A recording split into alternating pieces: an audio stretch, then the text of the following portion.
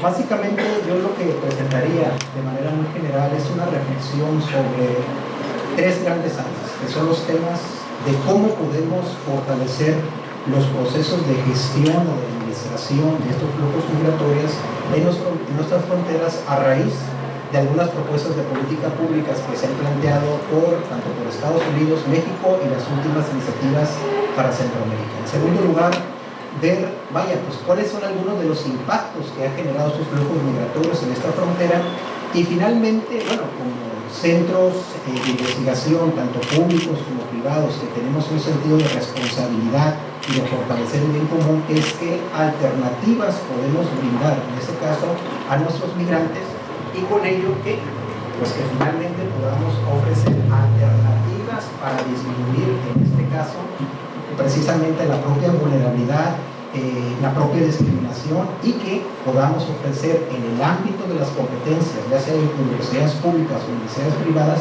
alternativas que permitan reducir estos problemas.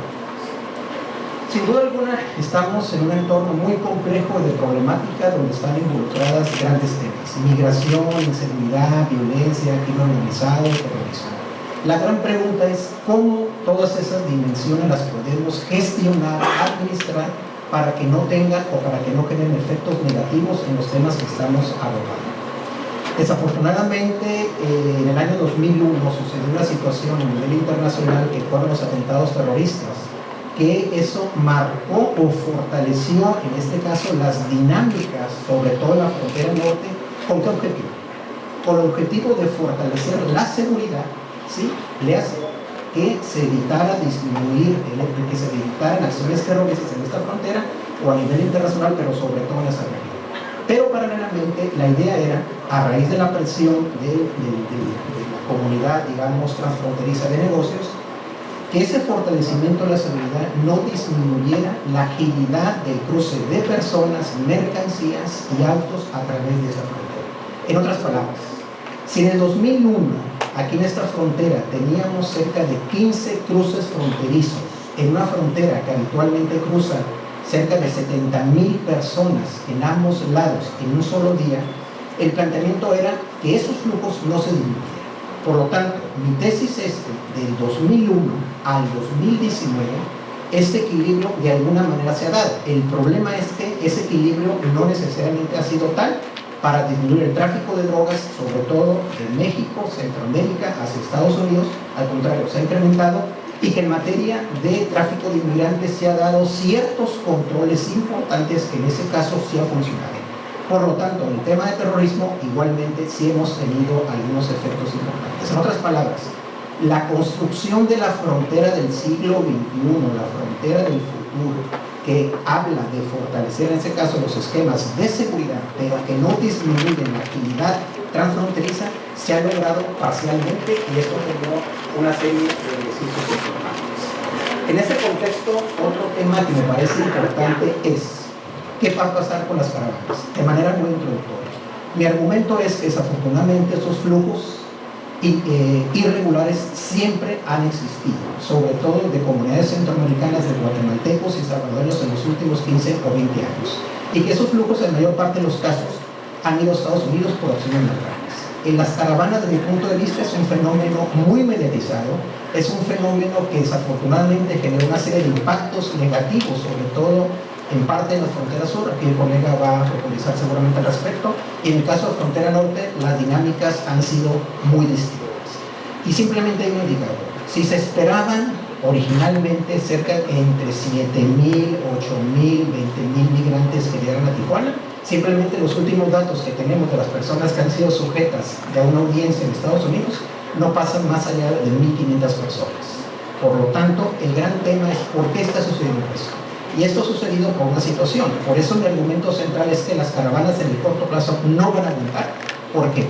Por el cambio del matiz de la nueva política migratoria mexicana en frontera sur, por los riesgos que desafortunadamente están teniendo sus migrantes en su trayecto, pero sobre todo por dos tipos de controles en esta frontera.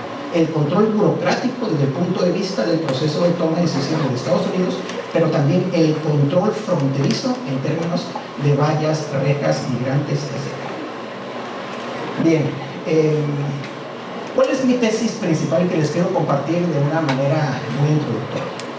Que estos problemas de los cuales yo estoy abordando con ustedes, los temas de migración, de vulnerabilidad, de riesgos, de cómo negociamos con Estados Unidos para que se incrementen las cuotas de asilados, para que los migrantes centroamericanos se queden en Estados Unidos y no sean, digamos, trasladados a México para hacer el debido proceso, creo que es una situación que implica fortalecer la capacidad de gobernanza. ¿En qué sentido gobernanza?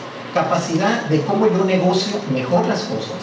¿Cómo te digo esto? Que esos migrantes te están ayudando a ti en tu economía, pero también me están ayudando a mí. Y simplemente hay dos datos. Los últimos datos que tenemos de remesas de nuestros flujos de migrantes hacia México estaremos oscilando de cerca de $30,000 millones. En el caso de los países centroamericanos estaremos hablando de cerca aproximadamente entre 10,000 a 12,000 millones de personas. Pero adicionalmente estas personas están generando beneficios en Estados Unidos. En otras palabras, ese discurso mediatizado, crítico que se plantea en Estados Unidos, sobre todo por parte de la nueva administración, en el sentido de que los migrantes son delincuentes, traficantes, vaya, pues es un discurso que no existe, que no necesariamente está, pero el gran reto es que eso lo deben saber, en este caso, las instancias correspondientes a Estados Unidos, pero si no se les plantea, si no se les plantean los argumentos correspondientes, vaya, pues esto en la práctica no genera ningún beneficio. Y el gran problema, ¿cuál va a ser? Que siempre vamos a compartir la frontera con Estados Unidos. Por eso la importancia de negociar, de plantear nuestras prioridades y que en el ámbito educativo planteemos una serie de alternativas al respecto, me parece sin duda un tema importante. ¿Cuáles han sido, de manera muy general, los impactos del control migratorio en los últimos casi 30 años? Un indicador. Hay un elemento clave. Efectivamente, barreras, muros y rejas sí controlan o disminuyen o disuaden los flujos migratorios. Si en el caso de Tijuana, en los años 80, en los 90, cruzaba cerca del 60% de las migraciones regulares a Estados Unidos, ahora solamente lo estará haciendo del 7 al 8% de manera mundial. ¿Por qué? Porque en este caso tenemos tres fronteras. Sin embargo, contradictoriamente, por eso insisto, el tráfico de drogas, a pesar de que tengan barreras, no necesariamente disminuye. Al contrario, se está incrementando. Igual tendríamos el problema asociado, en este caso, con el tráfico de armas, pero bueno, en sentido contrario. Entonces, ¿cuál es la diferencia? Y esa fortuna,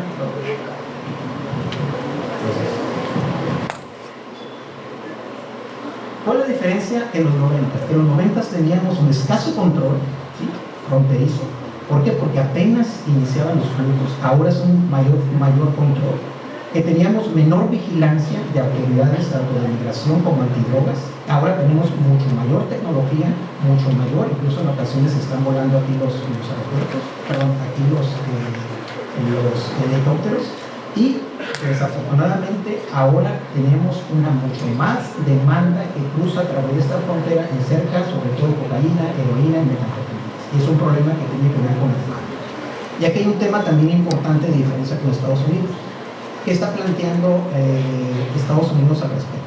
Pena de muerte a los narcotraficantes. En el caso mexicano, hay una propuesta de una amnistía o por otra parte, no detenerlos o detenerlos, pero aplicarles o tratar de reducir las actividades financieras que están llevando a cabo. Bien. Hay un proyecto que me pareció importante y que en la discusión actual sobre los flujos migratorios se dejó de lado. En la pasada administración federal planteó el programa especial de inmigración. Ese programa me pareció importante porque, entre otros temas, planteaba la necesidad de un mayor compromiso de los gobiernos centroamericanos para atender, en este caso, sus problemas en materia de flujos, en materia de desempleo, en materia de seguridad. Ese programa fue promovido por distintos organismos de la sociedad civil, me pareció muy importante. Planteaba un concepto que me parece central, que es el tema de cómo se podía fortalecer en ese caso la corresponsabilidad migratoria o en su defecto una mejor coordinación. Desafortunadamente este problema no se llegó a implementar totalmente y yo creo que explica parte de los problemas que se han caracterizado actualmente en la relación con Centroamérica y que sin duda a raíz de las nuevas propuestas pues es sin duda alguna un tema relevante. ¿Cuáles fueron las limitaciones de ese programa? Desde mi punto de vista, una limitación central tuvo que ver con la ausencia de un modelo de gobernanza, es decir, cómo hacemos viable un programa que implica autoridades, actores de la sociedad civil, necesidades de financiamiento, entre otros elementos. Creo que en esa coyuntura estuvo ausente una posición más crítica del Estado mexicano ante las expulsiones de migrantes, sobre todo de Estados Unidos. No hubo una agenda para fortalecer, en este caso, los mecanismos de coordinación interinstitucional, entre otros elementos. En suma, el gran desafío es cómo, a partir de los nuevos instrumentos o políticas que estamos planteando con Centroamérica, hacemos viable la reducción de una serie de problemas que ahorita entraré en detalle, pero que me parecen importantes. Cómo reducimos los problemas de corrupción, la falta de políticas públicas efectivas de los gobiernos centroamericanos para evitar que sus comunidades vayan o crucen hacia nuestro país y después a Estados Unidos. Bien, ¿cuáles son los nuevos marcos de políticas que se están planteando en la actualidad y que me parecen relevantes? Por una parte, estas 4 o 5 dimensiones de la seguridad, que en el caso de la frontera son muy importantes, pero que también la frontera son los temas de seguridad humana, seguridad pública, seguridad nacional, seguridad fronteriza, que son sin duda alguna dimensiones relevantes porque implican el papel de policías, en ese caso de la nueva Guardia Nacional, que va a tener competencias de migración en materia migratorias para detener a migrantes, y esto sin duda alguna va a tener una serie de implicaciones a considerar, pero también cómo esas dimensiones han implicado fortalecer el control migratorio y sobre todo la regulación. Y aquí viene la parte interesante. En este proceso, pues la participación, en este caso, de las nuevas políticas que son de movilidad humana, que me parecen importantes, que tienen que ver con un nuevo ejercicio de derechos, ¿sí? La necesidad de que nuestras comunidades vulnerables, tanto de México como de Centroamérica, puedan migrar. El problema es cómo conciliamos esas necesidades de migrar, pero con los controles correspondientes que deben tener los estados para evitar que en esos flujos puedan cruzar personas con antecedentes delictivos, que se puedan vincular con el crimen organizado, etc. Otro elemento que me parece relevante y yo creo que es fundamental, sobre todo para el caso de ciudades fronterizas como Tijuana, es el tema de derechos de la ciudad y sobre todo asociados con Hábitat 3 y Agenda 2030. ¿Qué es eso? ¿Cómo mejoramos la convivencia? ¿Cómo mejoramos una visión mucho más amplia de los derechos humanos para que todos los actores involucrados seamos más tolerantes, más inclusivos, mucho más solidarios? Las expresiones que se dieron al principio cuando llegó las caravanas aquí a Tijuana fue una situación particular, no se puede generalizar, pero que sin duda alguna fue relevante porque aquí hay un dato me parece importante y que a veces dejamos de lado, que las economías fronterizas, sobre todo el caso de Tijuana, tenemos una mano de obra de cerca del 10 al 15% que todos los días va a cruzar a Estados Unidos. Y esa mano de obra estaremos hablando de aproximadamente entre 70,000 a 90,000 personas que diariamente van a Estados Unidos y que contradictoriamente y que seguramente lo desconoce Trump, están beneficiando la economía de ese país. Por lo tanto, el fortalecimiento, en este caso, del control burocrático y migratorio por parte de Estados Unidos afecta y afectó en su momento a estos flujos, y es ahí donde se planteó las críticas de algunos grupos de la sociedad civil, de que en ese caso la caravana era negativa para la ciudad, que estaba generando una serie de impactos negativos, etc. Bien, ¿cuáles son las 2 propuestas que se están planteando y que sin duda alguna son interesantes? El caso mexicano, insisto, en su propuesta de una movilidad humana, ordenada y segura, y la agenda de Estados Unidos de fortalecer seguridad fronteriza, control y regulación. La pregunta es la siguiente: ¿cuáles van a ser las tendencias en el corto y mediano plazo para lograr conciliar esas 2 perspectivas? En otras palabras, ¿el Estado mexicano se está acercando o no a las perspectivas que está planteando, en ese caso, la agenda de Estados Unidos para fortalecer el control tanto en la frontera sur, pero sobre todo en la frontera norte? Creo que ese es un tema que al final creo que vale la pena hacer una reflexión muy puntual al respecto. Y tenemos una serie también de recientes acontecimientos internacionales en donde se está planteando la necesidad de fortalecer la migración ordenada y segura. Esto fue un reciente acuerdo que se planteó el año pasado en la Cumbre Interamericana de Guatemala. El Pacto Mundial también planteó estos 2 temas: el tema de la inclusión, la gestión de derechos, responsabilidades, oportunidades a los migrantes. Aquí otra cuestión relevante es cómo este tipo de planteamientos internacionales nos hacen suyo los actores locales, estatales y federales en un contexto en donde desafortunadamente el Congreso mexicano no canalizó recursos para atender el tema de las expulsiones o deportaciones de los migrantes. Entonces la pregunta ¿es un tema prioritario para el Congreso mexicano? ¿Es un tema relevante para el Estado mexicano? O desafortunadamente, como desafortunadamente a veces se suele decir por parte del Estado o de las instancias gubernamentales, que lo haga la sociedad civil, que finalmente lo puede hacer. Y eso sin duda alguna no es cuestionable y no refleja un sentido de responsabilidad compartida de Estado sobre todo. Muy rápidamente, ¿cuáles han sido algunos de los planteamientos o criterios de la política de seguridad fronteriza que explican estas paradojas, ¿no? ¿En qué sentido paradojas?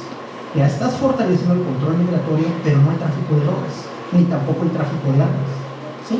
Entonces, en la medida que existan esas paradojas, van a ser situaciones que desafortunadamente van a seguir generando tensiones entre ambos países. Y en el caso de Estados Unidos, muy rápidamente, recordarán, en 2001 se crea la Agencia Nacional de Seguridad, que es una integración burocrática de diferentes agendas, fortalece el tema de seguridad.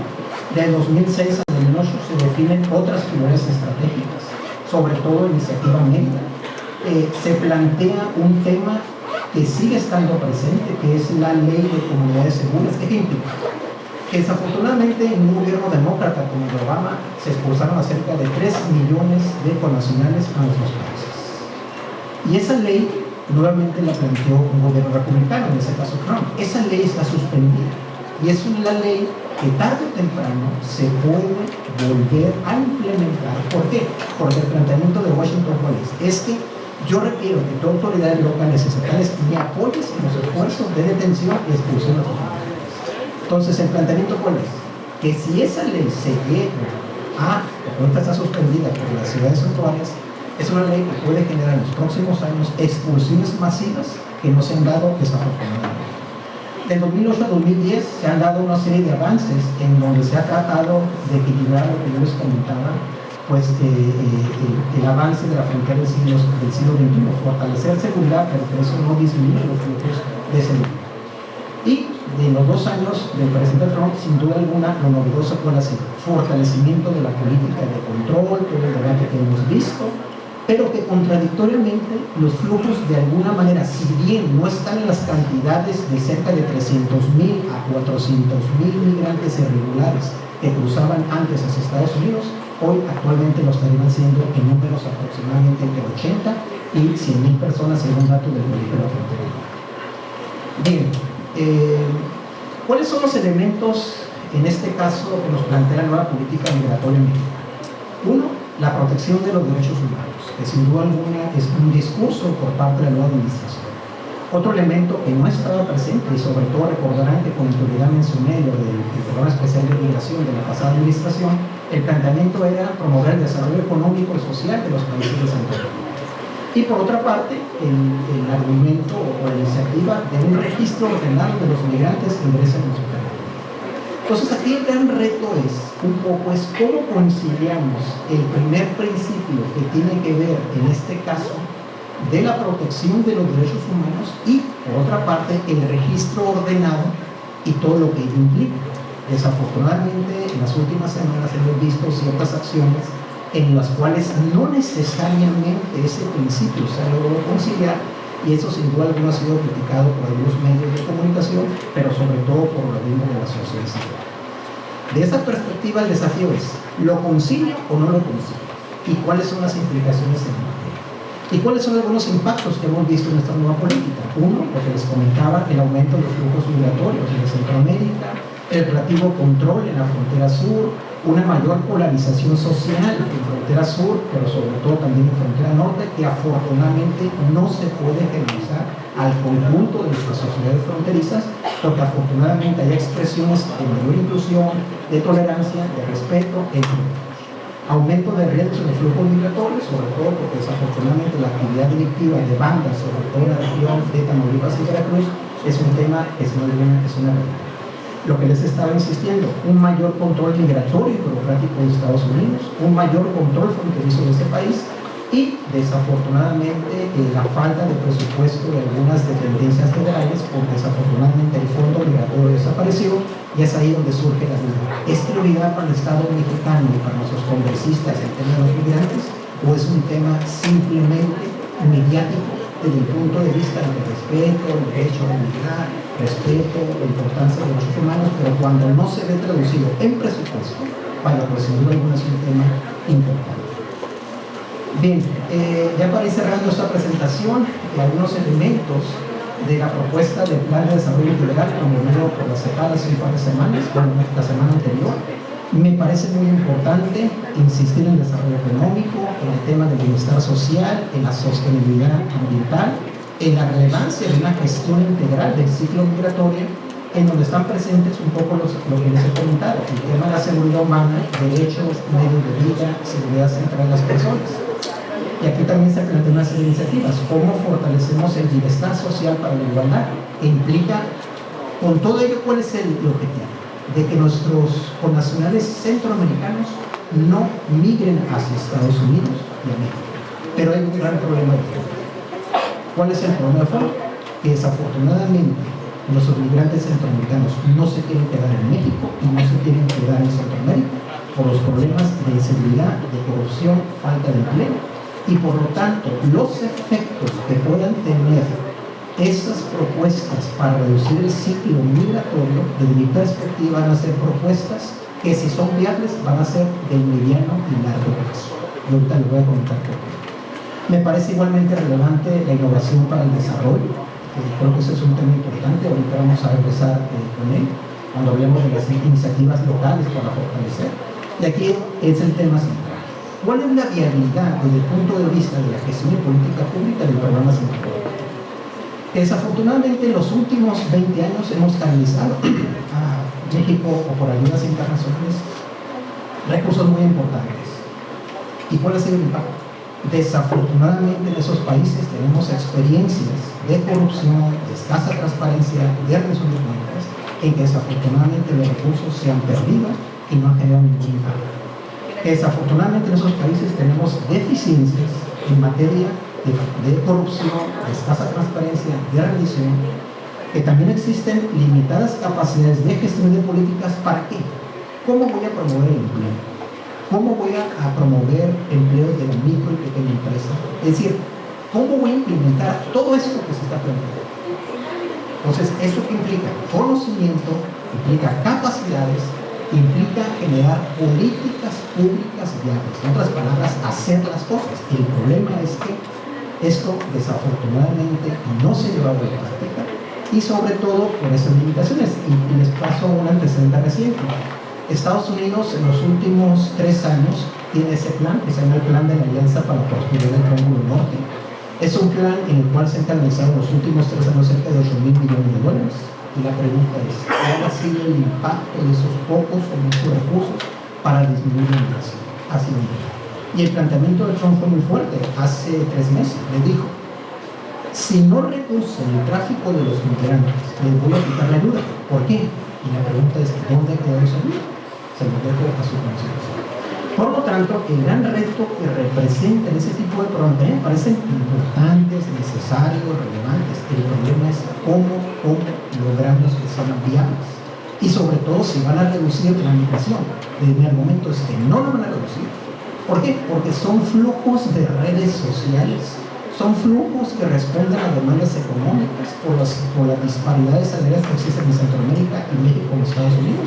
El Tratado de Libre Comercio de alguna manera se pretende hacer un poco esa lógica, pero que sin duda alguna no lo van a hacer. Bien, ya para ir cerrando, ¿cuáles son las opciones que me parecen interesantes para el caso de Tijuana y que pueden ser relevantes, que pueden ser promovidas por el sector empresarial, por las unidades públicas o privadas? Yo insistiría en el tema de los objetivos de desarrollo sostenible. Y esos objetivos nos plantean una visión mucho más amplia de los temas de derechos humanos. ¿Cuáles son? El derecho a un hábitat que facilite el tejido de las relaciones sociales, el derecho a sentirse como parte de la ciudad, y sobre todo cuando estamos hablando que en el caso de Tijuana tenemos una población migrante de cerca de un 60%, simplemente de aquí, mi estimación es que tendríamos un 40% de población que es un migrante. Y eso no es un problema. sin duda alguna es una oportunidad, pero sobre todo es una oportunidad para que las personas que no sean de aquí se integren en una lógica en la cual seamos mucho más solidarios, mucho más respetuosos con nosotros mismos, con nuestros vecinos, pero sobre todo con nuestros familiares. ¿Qué otros elementos implica esto? El derecho a vivir, el derecho a la convivencia, el derecho a un gobierno eficaz y el derecho a la igualdad de derechos. Y volviendo en el tema que a mí me interesa, ¿esto cómo lo se cambia? Pues es una construcción de la sociedad civil, de los gobiernos, cuando asumen un sentido de responsabilidad por lo que están frente. ¿Cuáles han sido algunas opciones de lo que, vaya, en su momento se planteó como una crisis humanitaria en el caso de Tijuana?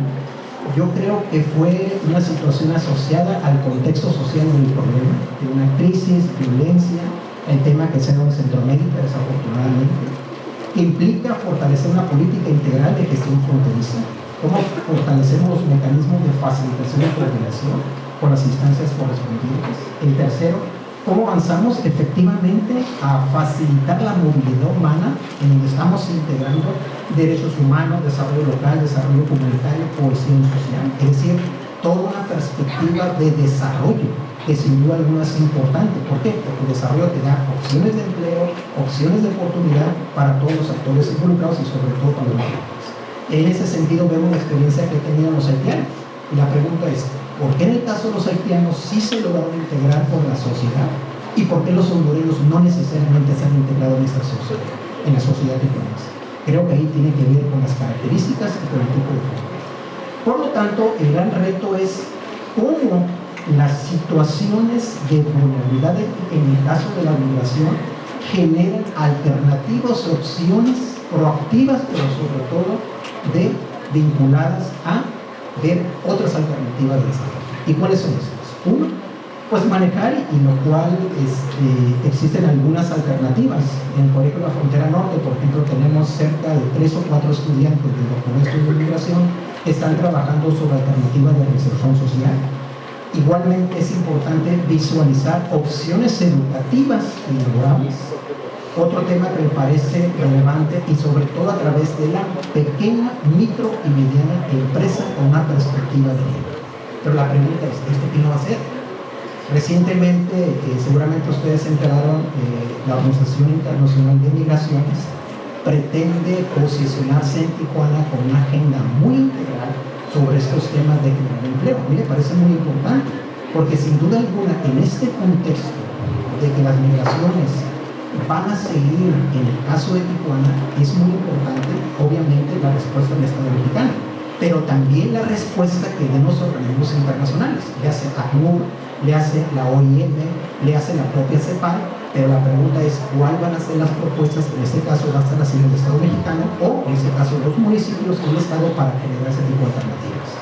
Otro elemento que me parece relevante, y es un poco algo de lo que vamos a hacer a mediados de junio, si me permite la maestra Lili Marmolejo, viene el director para América Latina de Microsoft Filantropía, que es una persona oriundo de Tijuana, es Leonardo Ortiz, y él, entre otros proyectos de emprendimiento que quiere hacer o que queremos hacer con las sociedades públicas y privadas, es cómo damos alternativas de emprendimiento para nuestros expulsados migrantes, para nuestros migrantes centroamericanos, pero sobre todo para, en su momento, los dreamers.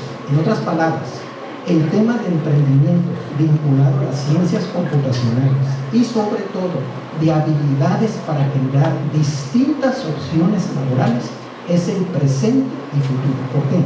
Porque la actualidad es un tema digital. Y de esa perspectiva, el posicionamiento que se haga de universidades públicas y privadas en la materia, sin duda alguna es muy importante. ¿Por qué? Porque ese tipo de iniciativas, desde mi perspectiva, generan impactos en que generamos mejores visiones inclusivas, fortalecemos mejor la cohesión social y sobre todo integramos a organismos internacionales, en este caso CEPAL, OIM, pero también con empresas internacionales que tienen un cierto sentido de responsabilidad social. Por lo tanto, creo que es un tema relevante en la materia. Bien, y rápidamente una reflexión muy puntual. ¿Cómo este conjunto de iniciativas que estoy planteando las hacemos viables? Bajamos del rollo Bajamos de la retórica a las acciones concretas. Mi propuesta, como yo se los comentaba, implica un modelo de gestión o de gobernanza. ¿Qué significa eso? ¿Sí? Que tengamos la capacidad de visualizar qué es lo que queremos para los migrantes, qué es lo que queremos para nuestros ciudadanos, pero sobre todo que tengamos una capacidad de generar un resultado. Y ese resultado es el valor público. ¿Valor público qué significa? Resultados socialmente aceptables para el conjunto de los actores, en donde todos nos estamos beneficiando. Otro tema importante de la gestión es cómo creamos procesos de coordinación con todos los actores involucrados bajo una premisa básica. Yo no me voy a poner de acuerdo con el 100% y sobre todo cuando estamos hablando de temas muy sensibles como es el tema de la migración. Pero sí me puedo poner de acuerdo en un 51%. Por lo tanto, el tema de los consensos, el tema de las estrategias, el tema de la implementación, el tema de la evaluación son importantes. En otras palabras, es el know-how de cómo hacemos viables determinados proyectos y le bajamos del rollo, de la retórica, de la demagogia, acciones concretas y sobre todo que generen impacto social. Finalizo diciendo que sin duda alguna el tema de la agenda migratoria es un tema muy transversal, por las razones que les he estado comentando: derechos humanos, seguridad humana, policías, etcétera, etcétera, opciones de empleo. Y son temas que sin duda alguna se tienen que gestionar. Y la pregunta es, ¿el Estado mexicano y sobre todo los gobiernos federal, estatal y local están sensibilizados acerca de esta agenda migratoria y de sus implicaciones para las instancias locales? Creo que es un tema importante. Tenemos una serie de temas pendientes en la agenda con Estados Unidos. El tema de las comunidades seguras es un tema sin duda alguna relevante. Mi escenario sería en el mediano plazo se pueda suspender esta ley de comunidades seguras a raíz de las presiones que está generando Estados Unidos y sobre todo que desafortunadamente existe una disputa en el Congreso sobre esta materia. El tema de DACA es un tema relevante. El tema del muro va a seguir presente hasta el próximo año y ahí yo creo que México tiene una serie de responsabilidades en materia. El tema del fortalecimiento de la seguridad va a seguir siendo una realidad, ¿sí?